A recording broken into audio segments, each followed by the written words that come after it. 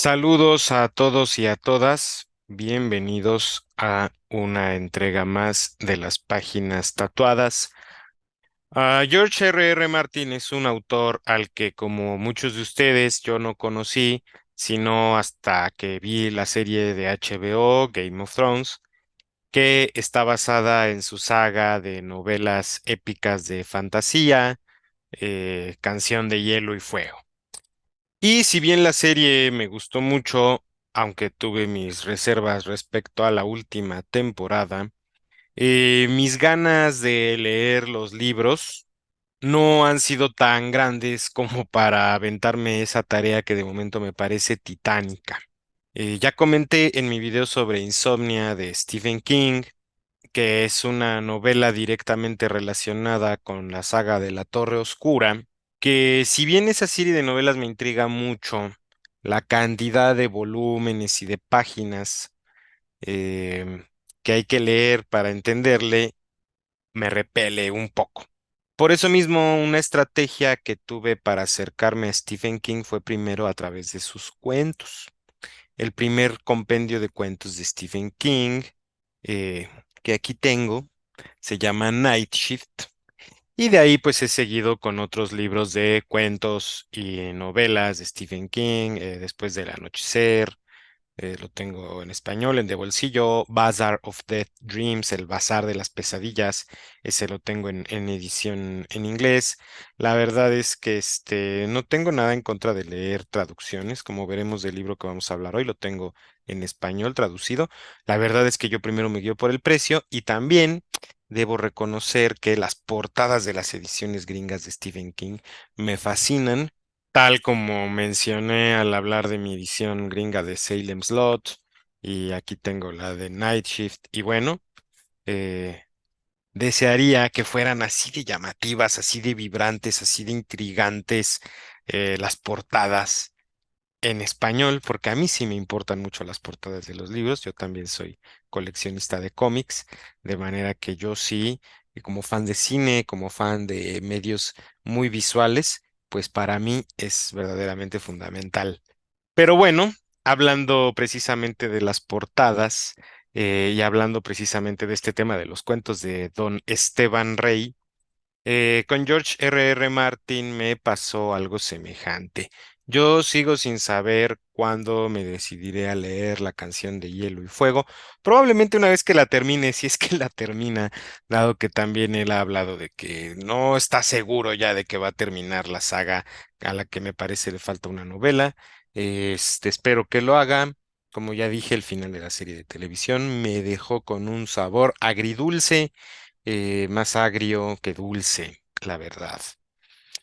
Y por lo pronto entonces, pues decidí empezar igualmente con un libro de cuentos, además, pues un libro que reúne sus cuentos de terror, este libro que vemos aquí, que yo encontré en Amazon. El libro, para quienes están escuchando esto en forma auditiva, lamento siempre estar enseñando los libros y las portadas sin siquiera comentarlas o explicarlas.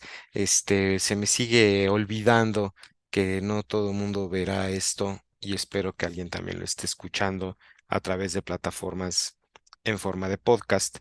Se trata de Los Reyes de la Arena, publicado por De Bolsillo, publicado en la colección George R. Martin. Me gusta mucho que estilicen su nombre, la G, la G y la M, al principio y al final, obviamente, y en medio, tienen las dos Rs. Como espejo invertidas, pero las dos Rs forman un par de espadas. Esto me parece a mí un diseño pues bastante bonito. Honestamente, ahora que reflexiono en la portada, tiene elementos de varias historias. En la portada vemos un edificio medio viejo ahí, medio siniestro, una luna, un lobo probablemente, o un perro en la azotea, un automóvil ahí estacionado, una persona medio misteriosa caminando. No, no es la mejor portada, debo admitirlo, pero por el precio, para empezar por el precio, me parece una compra súper recomendada, ya que estamos hablando de que a mí, en su momento, me costó menos de 100 pesos mexicanos. Esto debe haber sido hace par de años, en el 2020, yo creo, 2021, la he de haber comprado en menos de 100 pesos mexicanos. Precio verdaderamente accesible y en el que se ha mantenido. Sigue siendo muy barato, lo mismo que dos compendios que reúnen sus historias de ciencia ficción, los cuales todavía no compro, pero espero conseguirlos y reseñarlos. Por supuesto, al ser yo fan de la literatura y cine de terror, pues no dudé en comprar Los Reyes de la Arena, cuentos de terror de George R. Martin. Ahora bien, el título lo toma de uno de los cuentos y yo voy a decir algo sobre cada uno en mayor o menor medida, dependiendo de qué tanto me gustaron o qué impacto generaron estos cuentos de terror en mí, será la extensión y el detalle con el que hable de cada uno de estos cuentos. Pero pues primero quiero aclarar que voy a dividir mi reseña en dos secciones. La primera es muy general, es en la que estamos ahorita. En esta sección no voy a dar temas específicos, no voy a hablar de las tramas, ni de los personajes, ni de las escenas particulares de cada cuento. Entonces se debe tener en cuenta nada más de momento que este libro es una compilación de cuentos de terror que el autor fue publicando a lo largo de su carrera en diferentes medios. Este libro contiene entonces 8 cuentos de extensión entre mediana y larga, poco más de 400 páginas, 405 páginas. Desde la página legal del libro se aclara, Los Reyes de la Arena, los títulos originales dice de los cuentos y de la noveleta. Bueno, ¿qué quiere decir eso, no? ¿Qué quiere decir entonces al incluir 7 cuentos y una noveleta? En inglés, a la noveleta los gringos le llaman novela, novela con doble L, que no es lo que nosotros entendemos por novela, con una L. A lo que nosotros llamamos novela, ellos le llaman novel. Y a la dichosa noveleta en español, e Hispanoamérica y en España también se le suele llamar novela corta. Entonces siempre a mí me ha parecido difícil e interesante, aunque un tanto inútil a veces, pero no por eso deja de ser muy interesante, esta distinción un tanto arbitraria entre el cuento largo y la novela corta. Pensemos en ejemplos del cuento largo, pues El perseguidor de Cortázar o la historia de la Cándida Heréndira de Gabriel García Márquez, que se suelen considerar como cuentos. Eh, pero a la novela corta, para mí, pues es una novela de extensión breve, pues que a poco ahí entraría la Metamorfosis, quizá de Kafka, o Las batallas en el desierto de José Emilio Pacheco. Entonces, ¿en dónde tenemos este límite en donde algo deja de ser novela corta y se vuelve cuento largo, o al revés, deja de ser cuento largo y se vuelve novela corta? Pues quizás sea una discusión bizantina. Y si alguien quiere todavía un debraye más intenso, clavado y exhaustivo sobre estos temas, en la antología de la teoría de la literatura de los formalistas rusos de Todorov vienen un par de artículos muy sesudos, pero no por ello menos interesantes, de Eichenbaum es uno y de Shklovsky, acerca del cuento, la novela, noveleta, qué es lo que constituye un cuento, qué tipos de cuento hay, qué importancia tiene la acción en el final, en fin. Pues volviendo al tema, la noveleta que incluye esta antología de cuentos de George R. Martin viene al final y se llama Los traficantes de piel. Y de verdad yo creo que no solo por su extensión ni porque sea el mejor relato, aunque quizás si lo es, sería discutible cuál sea el mejor relato, para quién depende, pero bueno, por muchas razones, debió ser yo creo el que le diera título al libro, más que Los Reyes de la Arena. Los Reyes de la Arena, cuentos de terror. Ese título, Los Reyes de la Arena, no que estés obligado a que te transmita algo de terror, ¿verdad? Pero si tú ves un libro de cuentos llamado Los traficantes de piel, cuentos de terror de George R. R. Martin, dices en la madre, ¿no? Esto es un libro de cuentos de horror. Eh, ya después investigando más sobre este título y sobre este cuento, ya después que lo haya leído, encontré varias razones. Primero hay una novela gráfica o cómic que ahora voy a volver una prioridad conseguir, porque nada más con ver las portadas dije, necesito leer esa novela gráfica y habiendo leído el cuento, pues me parece fenomenal. Y ya después vi que en efecto en la sección de desambiguaciones de Wikipedia viene que en 1989 en Estados Unidos sí se publicó una antología de cuentos de horror de George R. R. Martin con el título The Skin Trade. que pues más bien sería el tráfico de piel y no los traficantes, que sería de skin traders. Pero bueno, esta noveleta o cuento largo rebasa las 110 páginas y cierra el libro de una manera adecuada y propia, ¿no? Ya que te leíste todos los cuentos cortos, tiene sentido decir, ah, mira, pues para cerrar, no que dejemos lo mejor, pero sí dejamos la historia más extensa.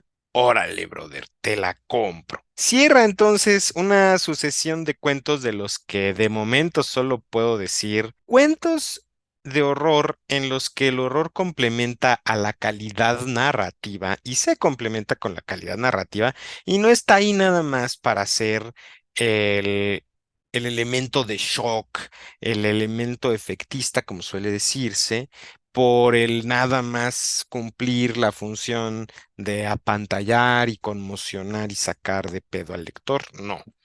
Cada cuento implica una propuesta, una mirada alternativa a algunos de los, no quiero decir lugares comunes, más bien lugares propios del género y de los géneros en los que se desenvuelve y se ha desenvuelto durante toda su trayectoria George R. Martin. Yo siento que con esto ya estoy rozando mucho el borde de los spoilers.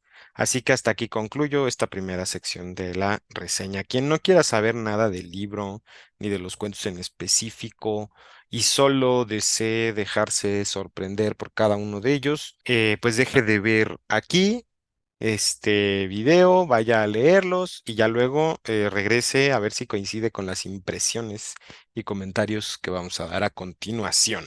Y bueno, ahora sí. De entrada, cada cuento tiene una relación estrecha, como estábamos diciendo, con otros géneros como la ciencia ficción y la fantasía. Hay varios tipos de horror que llegan a convivir en un solo cuento y hay varios géneros o subgéneros literarios que llegan a convivir en un solo cuento.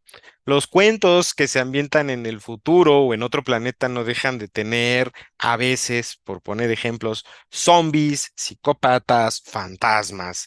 Y esto tampoco implica que en cada cuento tengas este revoltijo y esta acumulación excesiva, desbordada de los mismos elementos. No es como si estuviéramos ante un especial de Halloween de los Looney Tunes, donde sí va a haber calaquitas y fantasmas y brujas y todo, persiguiendo adentro de una misma casa del horror a Porky Pig y a Silvestre, no sé, no. El primer cuento se llama El hombre con forma de pera. A mí me encanta cómo empieza. El hombre con forma de pera vive abajo al final de la escalera. Tiene los hombros estrechos y encorvados y las nalgas enormes, imponentes. O quizá solo lo parezca por la ropa que lleva. Nunca nadie ha confesado haberlo visto desnudo y mucho menos desearlo. Viste gruesos pantalones de poliéster color café que le quedan demasiado holgados. Tienen los bajos anchos y el culo raído, y sus bolsillos grandes y profundos están tan abarrotados de cositas y basuras que forman una protuberancia a cada lado. Lo usa muy arriba, por encima del barrigón, ceñidos en torno al pecho con un delgado cinturón de cuero. De hecho, los lleva tan arriba que se le ven perfectamente los calcetines medio caídos y muchas veces también 4 o 5 centímetros de piel fofa y lechosa. Siempre lleva camisa de manga corta, blanca o azul claro, con el bolsillo del pecho lleno de bolígrafos Bic, de los baratos de tinta azul. Seguramente pierde las tapas o las tira porque alrededor del bolsillo de la camisa se ven manchas acumuladas de tinta. Su cabeza es como una segunda pera montada sobre la primera. Tiene mucha papada, las mejillas gordas y la coronilla casi acabada en punta. Su nariz es ancha y chata, de poros grandes y grasientos. Además, el hombre con forma de pera huele raro. Es un aroma dulzón, un poco agrio, una mezcla de mantequilla rancia, carne pasada y verduras podridas en el bote de basura. Tiene la voz aguda, débil y chillona, una vocecita que sería graciosa viniendo de un hombre tan grande y tan feo, pero lo cierto es que resulta inquietante, aunque su sonrisa forzada es más inquietante aún. Los labios son gruesos y húmedos, y sonríe sin abrir la boca ni mostrar los dientes. Todos lo conocemos, claro. Cualquiera conoce a un hombre con forma de pera.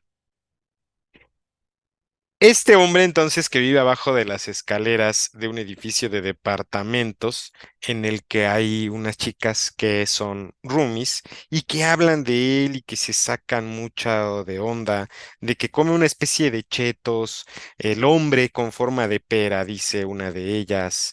O uno de ellos, uno de los amigos de las chicas, todo el mundo lo llama el hombre con forma de pera, lleva toda la vida por aquí.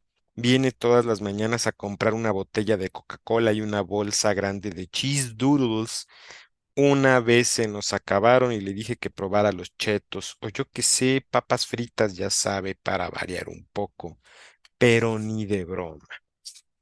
Vemos cómo no solo nos describe los atributos físicos del personaje, sino que nos va dando idiosincrasias, nos va dando actitudes, comportamientos, características que revelan y nutren mucho más la imagen que se pinta de este ser que pues es un tanto grotesco, desagradable. Uno de los jóvenes dice por ahí, apuesto a que se pasa el día encerrado escribiendo libros pornográficos. A Jessie, que es una de las protagonistas, le desagrada mucho encontrarse de frente con el hombre con forma de pera. Dice una tarde que bajó a la tienda de golosinas de la esquina para comprar el periódico, allí estaba él, encaramado en un taburete, sorbiendo su helado de chocolate con soda, con las nalgas rebosándole por los lados del asiento. Cuando se lo topa de frente, ¿qué pasa? Le espetó Jessie al tiempo que cerraba el libro. ¿Quieres bajar a ver mi casa? Preguntó el hombre con forma de pera con su voz aguda y gimente. No, contestó ella y se metió en su departamento. Jessie, que es dibujante y está trabajando en una ilustración, va a toparse con una sorpresa muy desagradable. El hombre, explicó Adrián, realmente sorprendido. Creía que lo habías hecho a propósito, señaló la figura. En serio, fíjate, casi se diría que no es atractivo. ¿Qué? Jesse se acercó a la ilustración. Es el mismo idiota viril que he pintado una y otra vez. Es una portada, me imagino, como de esas del libro de amor que lee Marge Simpson cuando se fantasea que va en los brazos de un pirata tipo Fabio en los noventas, ¿no? En serio, mira, dijo Adrián frunciendo el ceño. Empezó a señalar un detalle tras otro. Ahí en el cuello, parece o no parece que tenga una ligera papada. Y el labio inferior técnicamente es impecable, sí, pero resulta un poco asqueroso, como si estuviera húmedo. Los protagonistas de Pirouette, la novela rosa de aventuras para la que está dibujando esta portada, los protagonistas de Pirouette violan, saquean, seducen, amenazan, pero no babean, querida. Y quizás sea la perspectiva, pero juraría que se cayó e inclinó para mirar más de cerca y negó con la cabeza. No, no es la perspectiva. La parte superior de la cabeza es claramente más estrecha que la inferior. Parece imbécil. Y más adelante se concluye, sin saber cómo, el hombre con forma de pera se había filtrado en su dibujo. Y después lo sueña, una noche lo sueña. Jesse, aquella noche en el sueño, Jesse vio el interior por primera vez. Esto es el interior de la casa del hombre. El hombre la arrastró adentro y ella estaba demasiado débil para resistirse. Dentro las luces eran muy brillantes y hacía calor y había una humedad terrible. El aire parecía moverse como si se hubiera metido en las fauces de una bestia inmensa y las paredes eran de color anaranjado y crujientes y desprendían un olor dulce y extraño y había botellas vacías de Coca-Cola por todas partes y también cuencos de cheese doodles mordisqueados. Y el hombre con forma de pera dijo, puedes ver mis cosas, puedes quedarte con mis cosas. Y empezó a desvestirse, desabotonó la camisa de manga corta y se la quitó, revelando una carne mortecina, blanca, sin vello, y dos tetas colgantes, la derecha manchada de tinta azul de los bolígrafos. Y sonreía, sonreía, y se desabrochó el estrecho cinturón, y luego se bajó la bragueta de los pantalones de poliéster café y Jessie se despertó gritando. Se va y los sueños continúan. Jessie pasó la noche sola en un hotel y durmió mal. Incluso estando a kilómetros de su casa le fue imposible escapar de la pesadilla.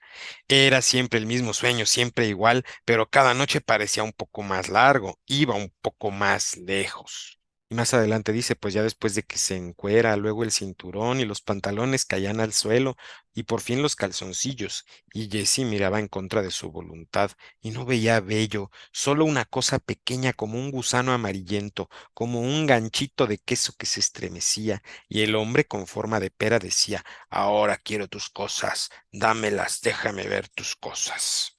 Jessie, desde luego, quiere volver a su casa. Hace calor, se quiere bañar, quiere lavar ropa, vestirse, trabajar un poco en el estudio y luego leer o ver alguna telenovela. No saldría para nada, ni siquiera miraría por la ventana. Si el hombre con forma de pera estaba de guardia, le esperaría una tarde calurosa, larga y aburrida. Extendió los pantalones y una camiseta blanca sobre la cama, colgó la toalla húmeda en la cabecera y fue al armario a sacar ropa interior limpia.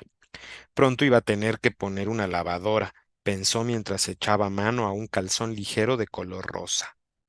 Un cheesedoodle cayó al suelo. Jessie reculó con estremecimiento. Estaba dentro, pensó, fuera de sí, estaba envuelto en el calzón. El polvillo del queso había dejado una mancha amarilla en la tela. El cheesedoodle le había caído en el cajón abierto, encima de la ropa interior. La invadió un sentimiento de terror. Arrugó la prenda en el puño y la tiró con asco. Tomó otra, la sacudió y cayó otro cheesedoodle, y otro, y otro. De su garganta empezó a brotar un agudo chillido de histeria, pero siguió sacando una pieza de ropa interior tras otra. 5 piezas, 6, 9, no había más, pero era más que suficiente. Alguien había abierto el cajón, había sacado todos sus calzones, había envuelto cuidadosamente un cheesedoodle en cada uno y los había vuelto a guardar. Esto es una cerdez, pensó. Bueno, tampoco voy a revelar los finales, pero el horror de este cuento tiene también una dimensión sobrenatural, ya que una cosa es agarrar y construir un personaje tan patético, tan asqueroso, tan repulsivo, tan desagradable, que huele mal, que se ve mal, que es demasiado perturbador en estar al acecho, en observar, que de repente se empieza a meter en los sueños de la morra y siempre cabe la posibilidad o parece caber de que ella se lo esté imaginando. ¿Cómo superas a un personaje tan ominoso? ¿Cómo llevas más lejos el horror de tu historia?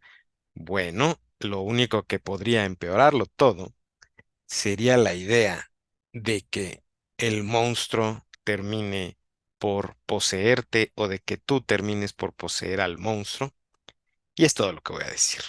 El cuento que sigue es de verdad uno de mis favoritos. No sabría decir si es mi favorito, pero hay una característica muy interesante que yo tomo en cuenta cuando hablo de mis cuentos favoritos y es su grado de memorabilidad y la frecuencia con la que regresan a tu mente como lector.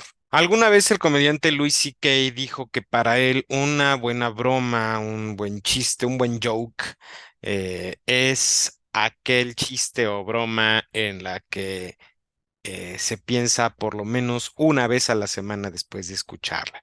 Desde que te estás bañando y recuerdas qué buen punchline, qué buen chiste, qué buena observación.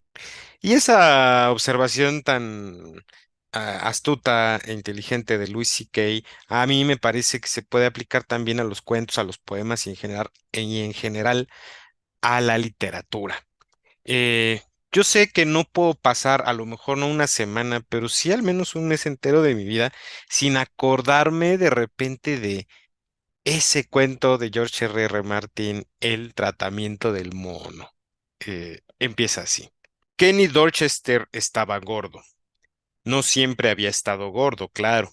Cuando llegó al mundo era un bebé normal de peso medio.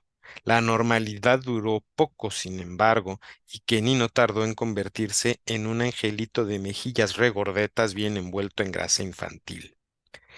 Luego todo se vino abajo y la báscula se vino arriba. Se convirtió en un niño rechoncho, en un adolescente orondo, en un universitario porcino, una cosa detrás de la otra, y para cuando llegó a la madurez ya había dejado atrás todos esos estadios intermedios y tenía un doctorado en obesidad.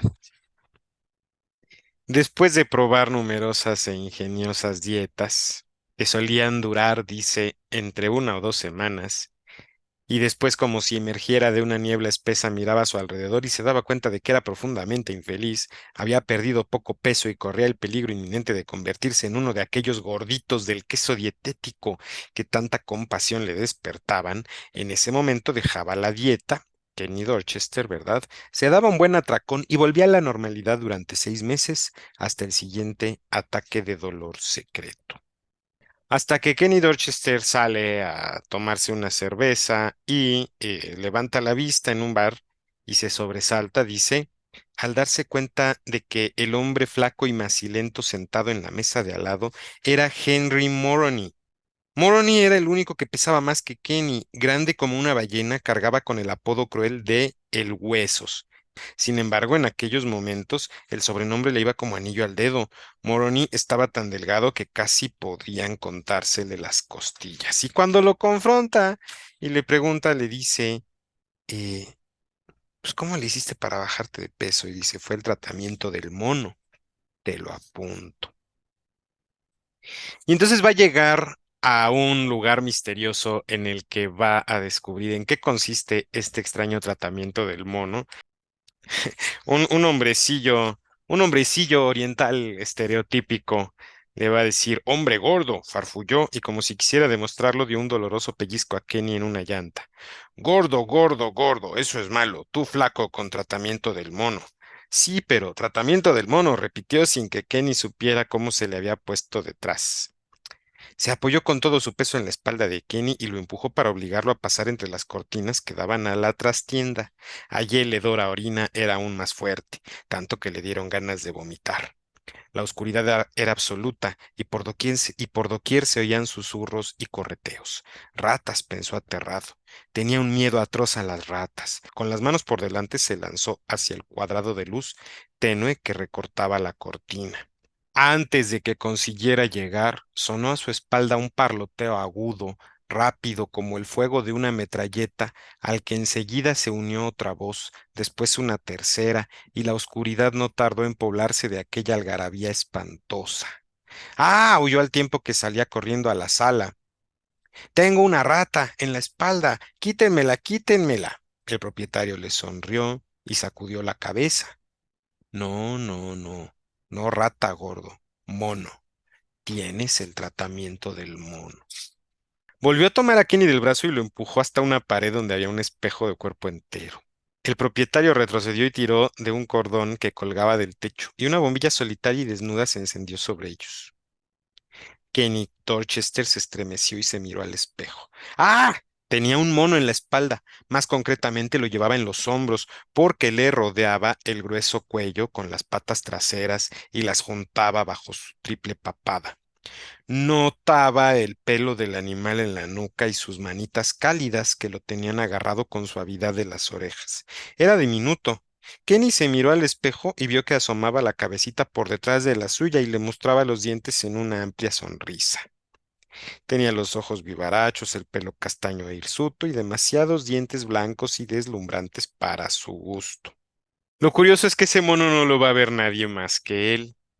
Y por supuesto, más adelante Kenny va a llegar a pedir algo de comer a un restaurante. Estaba muerto de hambre.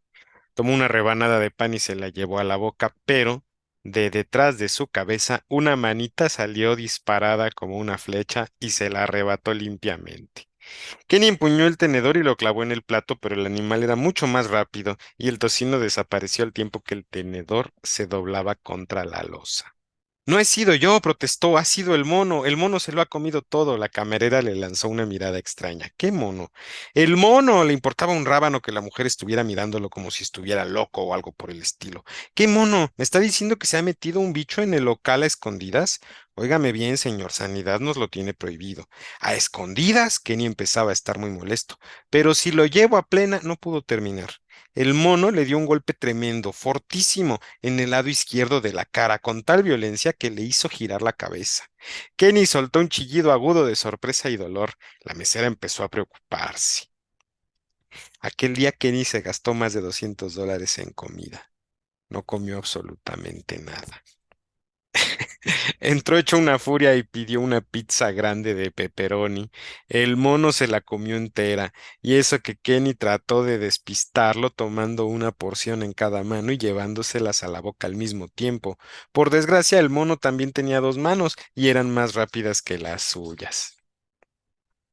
Este cuento tiene, desde luego, una perspectiva muy irónica, desde luego produce risa. A mí me recuerda mucho a esa escena de Los Simpson donde Homero tiene muchos perritos que tuvo cachorritos, ayudante de Santa, y entonces Homero quiere comerse una fritura y sale un perrito y se la gana y trata y se la vuelve a ganar y oh, oh. Este, pero esto también me hizo pensar en el mito griego de Tántalo, por ejemplo, cuando dice, se llevó la cuchara a la boca tan deprisa como pudo. El mono se la arrebató. Kenny ya se lo esperaba, sabía que iba a ser así, pero pese a todo, cuando la manita del mono arrancó la cuchara de la suya, lo invadió la desesperación. No, gimió impotente. No, no, no. Oía perfectamente cómo la sucia boca del animal masticaba los cereales crujientes. Notaba las gotas de leche que le bajaban por la nuca. Se le llenaron los ojos de lágrimas al contemplar el cuenco del desayuno tan cerca y a la vez tan lejos. Esa frase tan cerca y a la vez tan lejos me hizo pensar en el mito de Tántalo de la mitología griega, que es de estos castigos ejemplares como a Prometeo, que por robarle el fuego a los dioses lo encadenan a un peñasco y ponen a un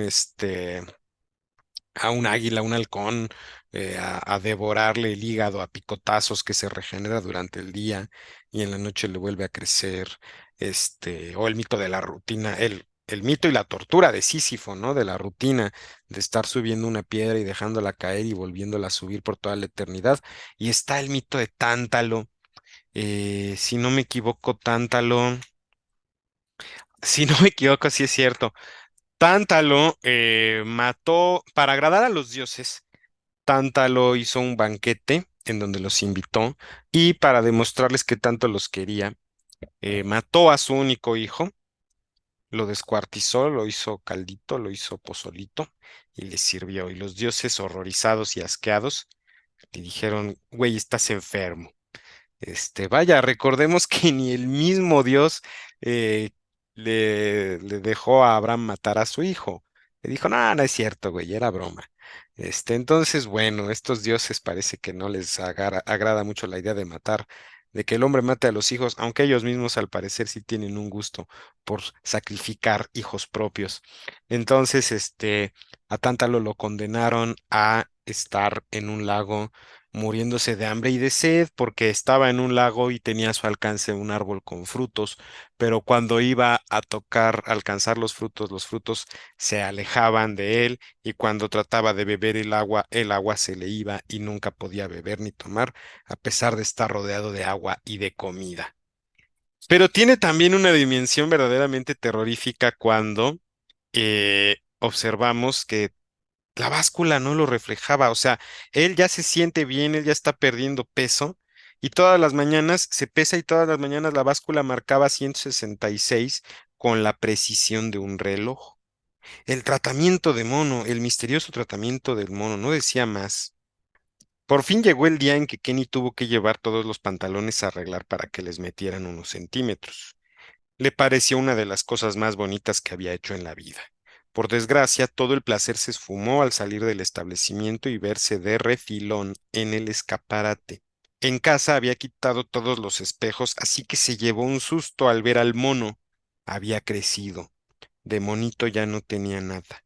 Lo que llevaba a la espalda era un gigantesco chimpancé deforme y la cabeza sonriente ya sobresalía por encima de la suya. Cuando llega al lugar de donde sacó este tratamiento que le pusieron a la fuerza, se da una situación bastante estereotípica. El edificio había desaparecido. Y más adelante, eh, a un vagabundo Oiga, señor, llamó uno de los borrachos que se quedó mirándolo. Venga un momento. Tome, amigo, cómprese un añejo, lo que le parezca. ¿Por qué me da dinero? Replicó el borracho suspicaz. Para que me responda una pregunta. ¿Qué ha pasado con el edificio que había aquí hace unas semanas? El viejo se apresuró a guardarse el billete en el bolsillo. Aquí hace años que no hay nada. Justo lo que me temía, suspiró Kane. ¿Estás seguro? No hace tanto que pasé por aquí, recuerdo claramente. No había ningún edificio, replicó el borracho. Usted es de esos gordos, le dijo acusador. ¿Qué sabe de esos hombres con sobrepeso? Cada dos por tres vienen por aquí y están locos todos. Le gritan al aire y juegan con no sé qué bichos. Sí, me acuerdo de usted. Es uno de esos gordos, claro que sí. Y más adelante. La báscula siempre marcaba 166. La carne le menguaba del cuerpo a una velocidad de vértigo. La piel de las mejillas le colgaba sin firmeza y la del cuerpo le formaba pliegues temblorosos, flácida y patética como un condón usado. Y llega un momento en el que se vuelve a ver al espejo.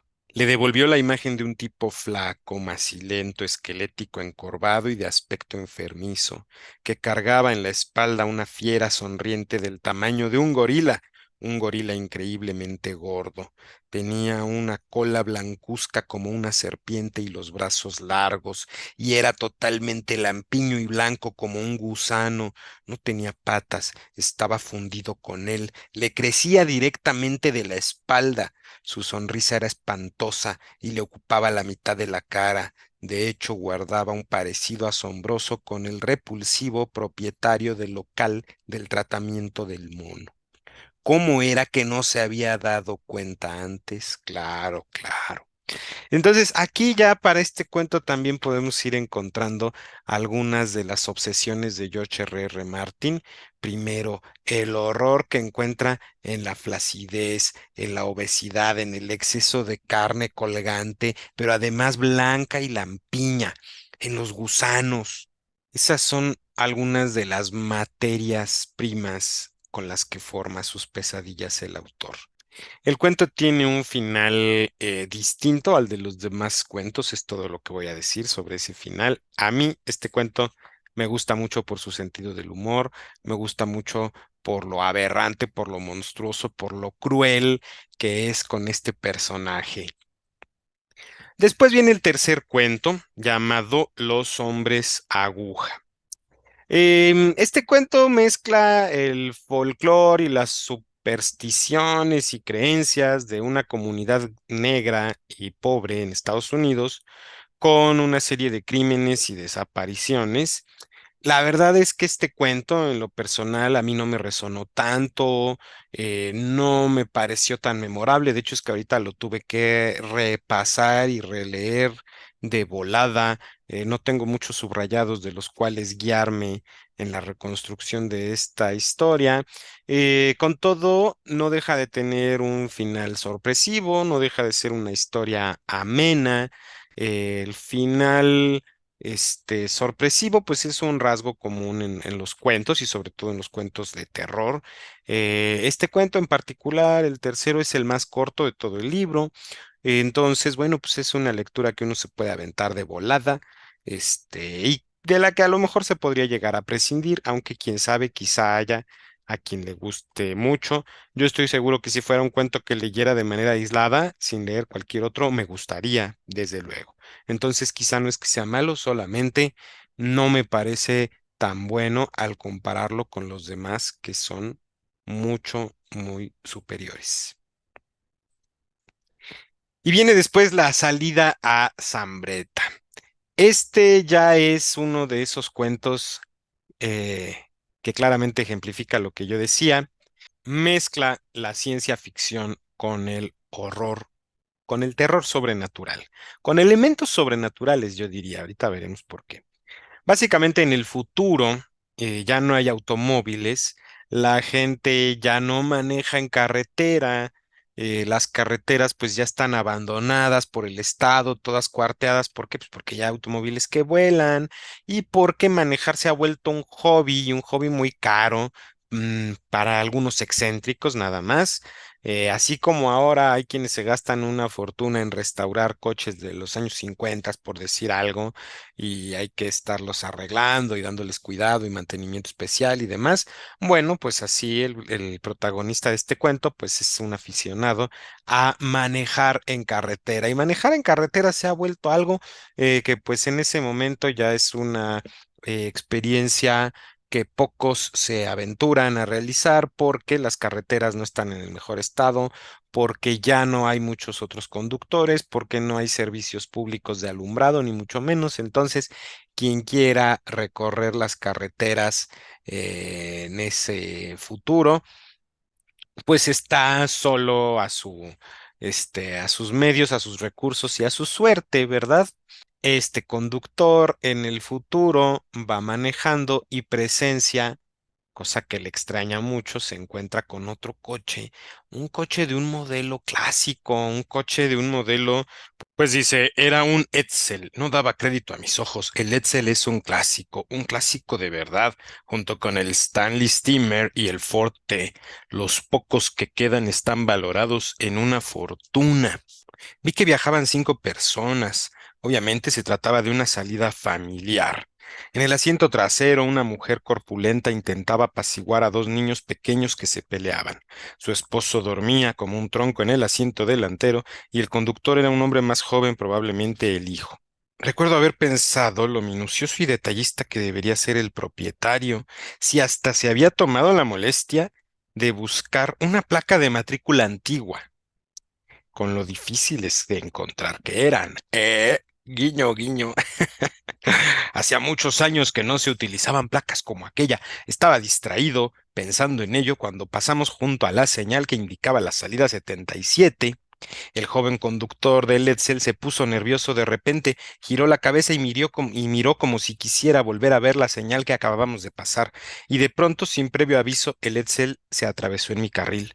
Pisé a fondo el freno, pero ya sabía que no servía de nada. Todo sucedió muy deprisa. Se oyó un chirrido escalofriante y recuerdo la imagen instantánea del rostro aterrado del chico justo antes del terrible impacto.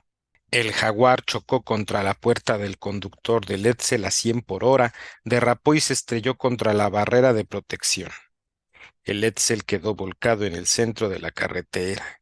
No recuerdo haberme desabrochado el cinturón de seguridad ni haber salido del coche, pero supongo que lo hice porque de pronto me encontré a 4 patas en el asfalto, aturdido pero ileso. No sé cuánto tiempo estuve tendido en el suelo antes de que el Edsel estallara y empezara a arder. Los gritos se convirtieron en alaridos y luego enmudecieron. Bueno, este vato va a llegar corriendo horrorizado a una cafetería cercana donde le van a decir, hace 20 años que nadie pasa por esa carretera, cretino, gritó un tipo gordo desde un rincón. Tiene tantos agujeros que la usamos como campo de golf. Estalló en carcajadas ante su propio chiste. Y obviamente por ahí alguien, ¿no? Otro viejo va a decir, un momento, gritó. Dice que vino por la interestatal vieja, vio un Edsel en la interestatal. Así es, volví a parar el motor. Dios santo, lo había olvidado por completo. Ha pasado tanto tiempo. Era un Edsel blanco con 5 personas dentro. Sí, ya después, ¿no? Ocurrió hace más de 40 años, me dijo delante de una taza de café, sentados en una cafetería al otro lado de la calle. En los 70, ándale. Yo pensando que este cuento se desarrollaba en el 2080, una cosa así. Más de 40 años en los 70, o sea que están que en el 2010, güey. Ok, ahí sí se fue un poco, no se fue lo suficientemente lejos, ¿no? Ha de haber estado en los 80 y ha de haber dicho, no, sí, para 2010 ya volamos en los carros como en Volver al Futuro, ¿no? Era una familia que estaba de vacaciones, el hijo y el padre se turnaban al volante. Y bueno, les voy a contar entonces el examen y luego entonces viene pues la reflexión. Yo se lo diré, una muerte violenta. Los fantasmas eran fruto de asesinatos o ejecutores, resultado de la sangre y la violencia. Las casas encantadas eran lugares donde alguien había sufrido una muerte espeluznante 100 años antes. Pero en los Estados Unidos del siglo XX las muertes violentas no tenían lugar en mansiones y castillos, sino en las carreteras, en las sangrientas carreteras donde miles de personas morían cada año. Un fantasma actual no viviría en un castillo ni esgrimiría un hacha. Rondaría por una autopista y conduciría un automóvil. ¿No le parece lógico? Entonces es una historia de fantasmas en el futuro y desde un coche fantasma. Por tanto, me gusta. Me parece bastante, bastante chida. Y bueno, luego viene la casa del gusano y aquí sí uno dice, ¿qué pedo con esto? ¿Qué madres es esto, en serio? Aquí en este cuento se mezclan no solo horror y ciencia ficción, sino que se le añade el elemento de la fantasía épica.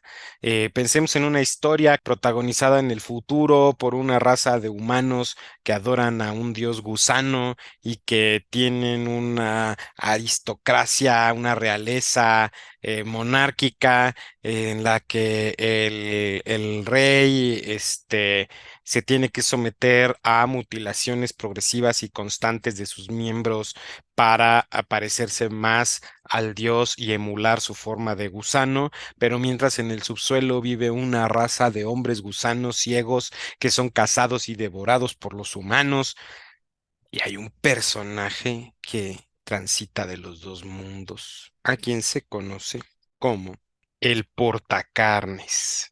La mera verdad es que yo no le puedo hacer justicia a un cuento tan bueno y tan complicado, que juega tan bien con las relaciones de los personajes, los que pertenecen a la Casa Real del Gusano, el portacarnes, que es el que lleva la carne de gusano al exterior, porque es el único que se atreve a descender a las profundidades de donde habitan los gusanos, los rasgos de cada uno de los personajes, porque son varios. Es un cuento largo.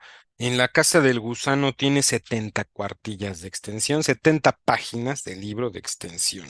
Tiene juegos interesantísimos con el tema de la luz y la oscuridad, porque pues al desarrollarse una buena parte del cuento entre corredores y pasillos enterrados en las profundidades más recónditas y en esos laberintos y en esos caminos hay grandes piezas y salas y corredores de castillos subterráneos. Entonces se genera un efecto claustrofóbico, utiliza muy bien la sinestesia con estos juegos de las descripciones y con el lenguaje empleado entre la oscuridad, lo cual da también una gran atmósfera de suspenso, de terror y por supuesto hay horror, gore, están las tripas, los monstruos, los gusanos, lo asqueroso, ya vimos esa piel blanca, lampiña, bofa, con venas y pus, que tanto asco le da a George R. R. Martin y con la que tanto asco nos produce a nosotros, porque pues sí, estamos leyendo cuentos de horror. Si quisiéramos libros intelectuales, pues estaríamos leyendo a Salvador Elizondo, ¿verdad? A quien después espero reseñar porque también hay que leerlo. Pero ahorita estamos ante un cuento en el que, sin dar mayor contexto que lo que ya he dicho, voy a referir el siguiente pasaje. Estaba oscuro, no había luz alguna, y estaba silencioso, no había sonido alguno. ¿Dónde estaba? ¿En qué dirección había estado corriendo? Además había perdido el espadín. Empezó a gatear hasta que encontró el arma que había tirado. ¡Auxilio! Gritó con tanta fuerza como pudo. Tenía la garganta muy, muy seca. Esto no era una madriguera. Había llegado a una especie de salón. Empezó a contar los pasos que daba. Llevaba 300 cuando perdió la cuenta, pero entonces encontró un muro. Annelyn decidió arriesgarse a prender una cerilla.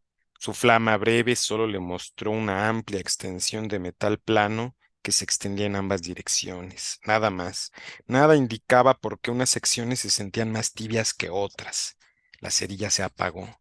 Annelyn volvió a guardar la caja y empezó a seguir el peculiar muro.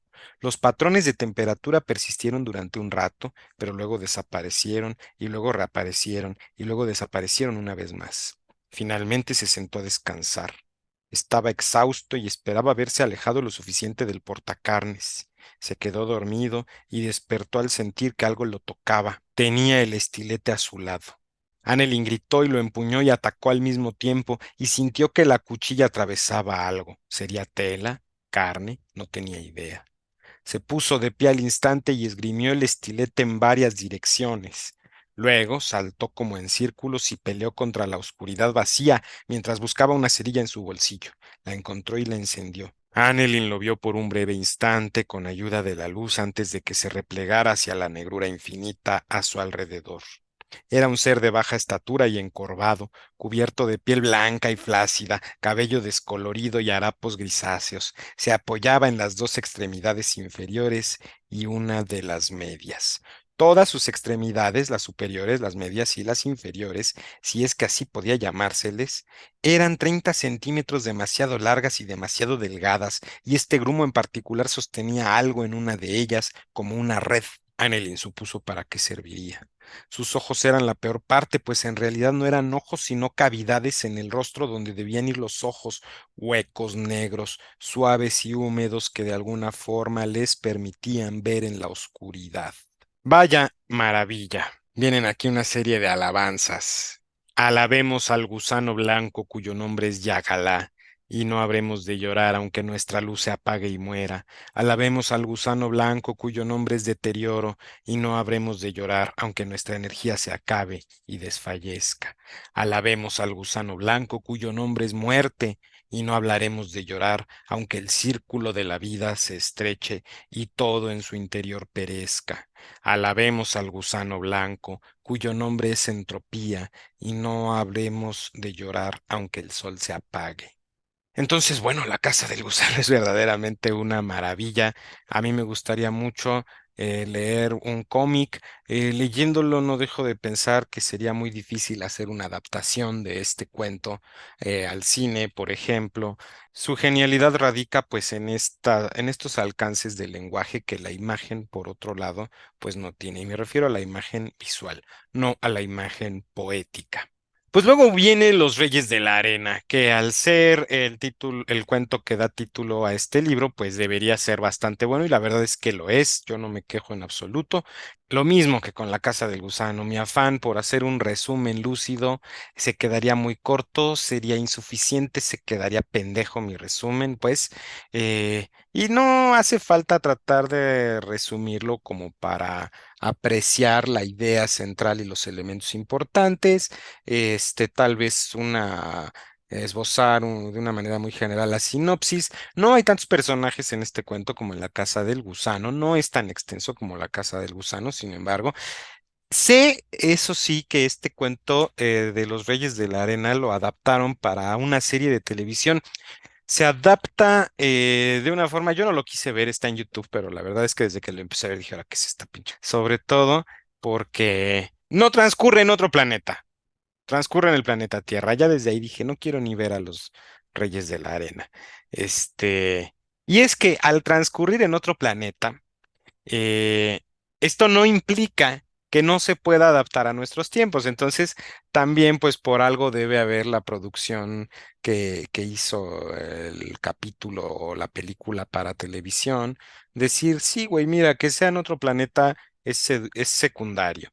Es un elemento no central y no esencial a la trama. Puede ser, porque en ese otro planeta vive un cabrón que es bastante identificable como cualquier hombre de negocios sádico, aficionado a coleccionar especies interplanetarias exóticas, pero con un gusto particular por hacerlas sufrir. Entonces, por ejemplo, le gusta, tiene algo, un animal que se llama monotrol, que no describen, pero es un nombre interesante, quién sabe de qué parte de la galaxia tiene, y tenía pirañas, y tiene animales que le ha dado de comer a otros animales, y esta especie de Calígula posmoderno que se divierte con el sufrimiento de los animales, pero que pues para él está chido, ¿no? Tener mascotas. Termina encontrándose en una tienda de animales extraños con una especie de bichitos que son los reyes de la arena. Pues básicamente le van a instalar a su casa una gran especie de estanque, de pecera, donde le ponen un desierto y de donde de la tierra van a brotar pues unos seres pequeñitos que no son forzosamente insectos y que se empiezan a dividir en tribus, ¿no? Que se identifican por un color en específico y cada uno de estos bichitos es alimentado por una especie de madre que es una masita de carne, así que es la que procesa la comida, ¿no? Al alimentarlos, ellos lo llevan la comida, esa cosa la procesa, la excreta y ellos de eso comen. Entonces, esas bolitas de carne pueden comer lo que sea y alimentar así. Y eventualmente los reyes de la arena crearán castillitos, ¿no? Crearán reinos y empezarán a pelearse y harán la guerra para el solaz y entretenimiento de güeyes como este, ¿no? Pero como ve que se tarda mucho en hacer la guerra, pues este hombre decide dejar de darles de comer. Dejar de darles de comer para que cuando les suelta tantitas sobras de la comida, los ve como, pues se medio matan. Y a él, o bueno, se matan entre sí. Y entonces esto a él le empieza a divertir mucho. Y observa también algo con lo que lo persuadió la mujer que se los vendió para adquirirlos, este, que estos animalitos, estos reyes de la arena, lo van a ver a él como su dios, ¿sí? O sea, para los bichitos, él le van a empezar, para eso hay un proyector que tiene que instalar en el que van a ver ellos su cara y entonces ellos mismos comienzan a esculpir la cara de este cabrón. Y entonces pues eso satisface más su egolatría y su vanidad, ¿no? Saber que es el Dios absoluto para estos seres, ¿no? Y empieza a invitar gente, empieza a hacer reuniones en su casa para que vean, miren cómo se matan estos cabroncitos. Ah, qué divertido. Y una amiga suya que solía salir con él, le dice, eres un enfermo, güey, estos son seres vivos, mira cómo los tienes y se va, ¿no? Muy indignada. Y otro amigo suyo y no menos sádico e idiota empieza a llevarle animales para que hagan opuestas y le dice, mira, conseguí esta tarántula gigante de no sé dónde y se la ponen y la tarántula masacra a los reyes de la arena, pero logran al final vencerla uniéndose, ¿no? Uniéndose diferentes bandos. Y en una de esas invita a la señora que se los vendió y le dice, oye, cabrón, ¿qué los estás matando de hambre? Están muy poco desarrollados tus reyes de la... Sí, dice, pues es que cuando no los alimentos, cuando se madrean más chido. Dice, no, no, no, señor, mire, estos animales, pelear está en su naturaleza. No son seres humanos, ¿eh? De una vez les digo, no vayan a creer que, de seguro todo este tiempo, no, yo lo pensé, dije, a lo mejor al final resulta que en este planeta todos son gigantes y los reyes de la arena son cerecitos humanos, pero no, no va por ahí. Este, Pelear está en la naturaleza de estos seres. No hay necesidad de matarlos de hambre. Déjelos que existan, cuídelos, procúrelos, y usted va a ver cómo solitos ellos van a hacerse la guerra. Y van a ser guerras muy complicadas y van a ser guerras intelectualmente. O sea, esta morra también está debrayada con la belleza de la guerra, ¿no? Estas guerras vulgares en las que nada más se van a matar por hambre. ¿Qué es eso de matarse por hambre? Déjelos que se maten, pues, por ambición y por poder y por pasiones y demás. Y este güey, ¿sabes qué, morra? Estás en mi casa y en mi casa yo hago lo que quiero con mis pinches animales y ahora por eso no les voy a dar de tragar. Pero va a llegar un momento en el que este hombre va a empezar a ver que las representaciones que estaban haciendo las estatuas, que estaban levantando a su semejanza, ya que él es el dios de estas criaturas, comienzan a cobrar un aire siniestro. Comienza a ver que ya reproducen su cara con una expresión cada vez más maliciosa, algo que al principio dijo, no, se me hace que es mi imaginación, no. Ahora sí está seguro de que lo están representando cada vez más como una caricatura abominable de él mismo. O sea, para estos animales, ese cabrón no es Dios, él es el demonio, él es el enemigo.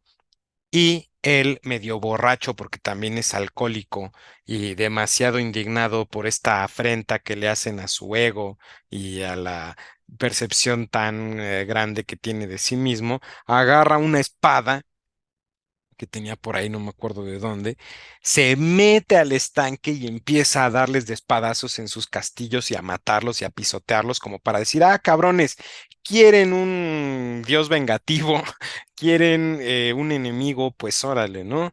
Y siente cómo se le empiezan a trepar los bichitos, los reyes de la arena, y el cabrón sale todo espantándose los bichos y no me acuerdo si quema su ropa, cierra bien el estanque, se mete a bañar, está sacadísimo de onda, Pero bueno, parece que no se escapó ninguno y entonces llega su ex a verlo y decirle, ¿sabes qué? Ya me enteré de todo lo que andas haciendo, ya me enteré por fulano de tal, de cómo apuestan dinero y de cómo este cabrón a cada rato trae animales, para que ustedes se diviertan y se mete y le rompe el cristal del estanque y le dice, ¿qué estás haciendo? Deja eso. Y dice, no, pues estoy abriéndole paso a tus bichitos si tanto te gustan y tan feliz te hacen porque te dan mucha fama y dinero entre tus cuates, pues ahora vas a ver lo que es vivir con ellos, vivir entre ellos, ¿no? Y este cabrón, ya bastante ebrio, agarra la espada y la mata.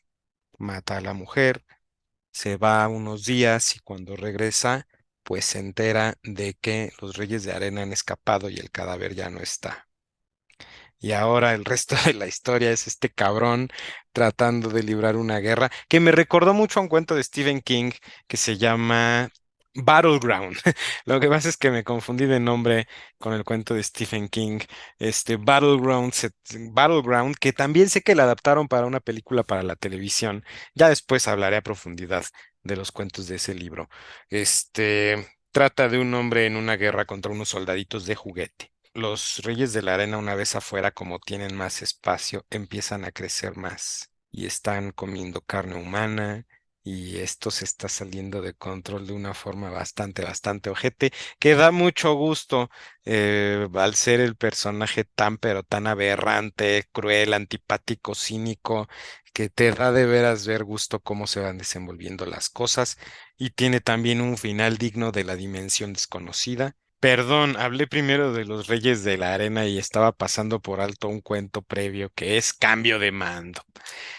Cambio de mando de nuevo, transcurre en otro planeta. Ahora me doy cuenta de que hay de repente agrupaciones, seguidos dos cuentos que, por ejemplo, sí vienen como que pegados los cuentos que transcurren normal en una ciudad, el hombre con forma de pera, el tratamiento del mono, el de las agujas, y luego tenemos algo acá más friki y extraño como la casa del gusano y de pronto cuentos en otro planeta como Cambio de Mando. Cambio de Mando es un cuento de zombies, pa' pronto.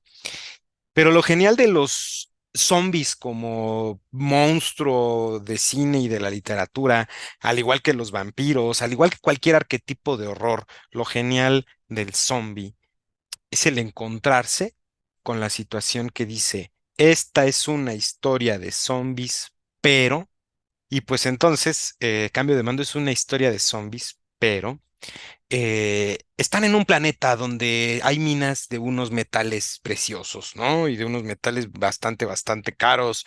Y los trabajadores, pues literal, blue collar workers, o sea, lo que llaman obreros, ¿no? En inglés los llaman trabajadores de cuello azul. Pues tienen una unión, tienen un sindicato, y trabajan con muertos. Ellos,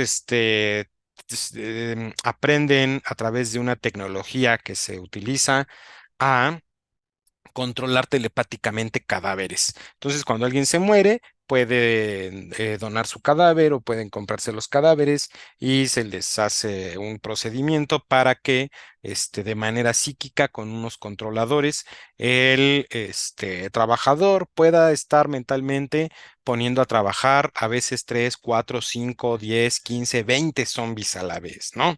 Y entonces, una vez que tienes establecido eso, dices, esto se va a salir de control, cabrón, ¿no? Ya están todos los elementos para el desastre. Y encima de todo, pues hay un director de una compañía interestelar que llega a poner manos a la obra y a quererse deshacer de esos trabajadores porque le tiene desprecio y asco y pánico a los zombies. Y hay ahí una intriga entre dos trabajadores, uno de los cuales quiere robar antes de huir, y están de por medio los zombies. Es verdaderamente una muestra de cómo a través de las herramientas y las convenciones de un género se puede siempre hacer y decir algo nuevo y elaborar una historia interesante que de base pues es una historia de intriga. Si en lugar de zombies se tratara de grúas y si en lugar de estar minando en otro planeta se tratara de estar minando aquí en el planeta Tierra, pues ahí también habría una historia bastante realista del conflicto de intereses, de la traición, de la conspiración, del incluso, como se dice en inglés, heist o plan de robo, ¿no? Las películas de robo. Entonces, detrás de todo gran cuento de horror hay un gran cuento. Punto, se acabó.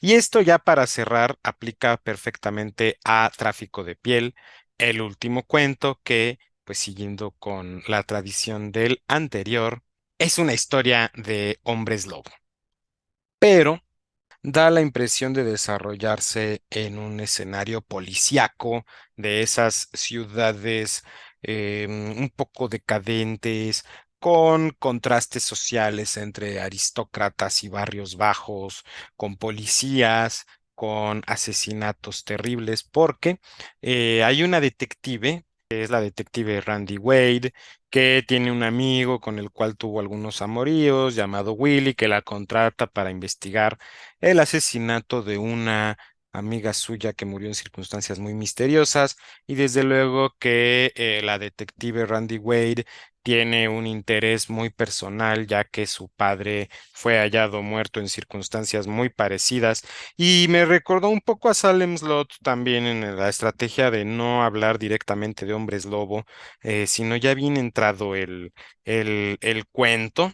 Estamos hablando de que el cuento inicia en la página 293 y por primera vez se sugiere, se menciona la palabra hombre lobo hasta la página 347. O sea, más de 50 páginas después de iniciado el cuento. Ahora bien, por no dejarlo en el aire, solamente voy a leer esta parte. Han matado a una de dos hermanas gemelas en su alcoba mientras dormía. La hermana se despierta después de tener una pesadilla, va a ver al cuarto de su hermana gemela y la descubre. Entonces, bueno, llaman a la policía y es así como termina llegando la detective. La detective, gracias a un policía con el que está colaborando, al que está pidiéndole cierta información para resolver el caso de su amigo. Abrió la puerta y Randy entró tras él. Solo había una luz procedente de la lámpara del buró. El fotógrafo de la policía daba vueltas por la habitación para tomar fotos del revoltijo rojo que yacía en la cama. Los fogonazos del flash hacían saltar y retorcerse las sombras y el estómago de Randy se retorció con ellas. El olor a sangre era abrumador. Le recordó los días calurosos de julio de muchos años atrás, cuando soplaba el viento del sur y el hedor del matadero invadía la ciudad. Pero esto era mil veces peor. El fotógrafo se movía, disparaba el flash, se movía de nuevo, volvía a disparar. El mundo pasaba del gris al rojo y otra vez al gris. La forense estaba inclinada sobre el cadáver y sus movimientos parecían convulsos e irreales a la luz de los fogonazos. El techo devolvía la luz del flash. Randy levantó la cabeza y vio que había un gran espejo. La boca de la mujer muerta estaba muy abierta en un grito silencioso. Le habían quitado los labios junto con la piel, y el interior de la boca no era más rojo que el exterior. No quedaba nada del rostro, solo los músculos brillantes y húmedos y la blancura de un hueso aquí y allá. Los ojos seguían en las cuencas, grandes, oscuros, hermosos y sensuales como los de su hermana.